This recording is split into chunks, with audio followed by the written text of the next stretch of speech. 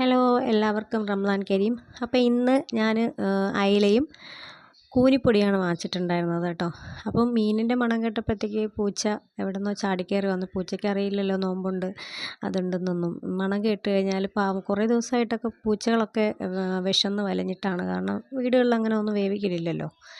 അപ്പോൾ ഇന്ന് ഞാൻ കൂനിപ്പൊടി അവിയലിൻ്റെ റെസിപ്പിയാണ് കേട്ടോ പറയുന്നത്. അപ്പോൾ തേങ്ങ, മുളക് പൊടി, മഞ്ഞൾപ്പൊടി, കൊച്ചുള്ളി, ഒരു പച്ചമുളക്, കുറച്ച് പുളി. കാരണം അത് ഒത്തിരി ഒരു ആരോഗ്യമില്ലാത്തൊരു മീനായതുകൊണ്ട്, പൊടി മീനായതുകൊണ്ട് പുളിയൊന്നും അധികം ചേരത്തില്ല. അപ്പോൾ ഈ കൂനിപ്പൊടി എന്ന് വെച്ചാൽ അത് ഈ നമ്മൾ കണവ് വെക്കുന്ന പോലെ തോരനും വെക്കും, ചില ആൾക്കാർ ഇറച്ചി വെക്കും പോലെ വെക്കും. അവിയൽ ഇപ്പം നമ്മളിവിടെ അവിയൽ വെക്കുന്ന കേട്ടോ ഇഷ്ടം. അത് കാരണം ഞാൻ വറ്റിച്ചാണ് വെച്ചത്.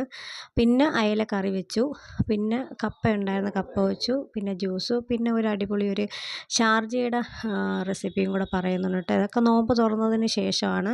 അപ്പോൾ അതിന് വേണ്ടിയിട്ട് പാല് കട്ടയൊക്കെ കളഞ്ഞ് ഉടച്ചെടുത്തിട്ടുണ്ട്. അതിലൊരു 5-6 ഈത്തപ്പഴം, ഒരു കവർ ഹോർലിക്സ്, ഒരു 10-12 കാഷ്നട്ട്, പിന്നെ ഒരു ബദാം, പിന്നെ ആവശ്യത്തിന് പഞ്ചസാരയും ഇട്ട് നന്നായിട്ടൊന്ന് മിക്സ് ആക്കി എടുക്കണം കേട്ടോ. വളരെ ടേസ്റ്റി ആയിട്ടുള്ളൊരു ഷാർജയാണ്. അപ്പോൾ എല്ലാവരും ഒന്ന് ട്രൈ ചെയ്ത് നോക്കണേ. അപ്പോൾ എല്ലാവർക്കും ബൈ ബൈ.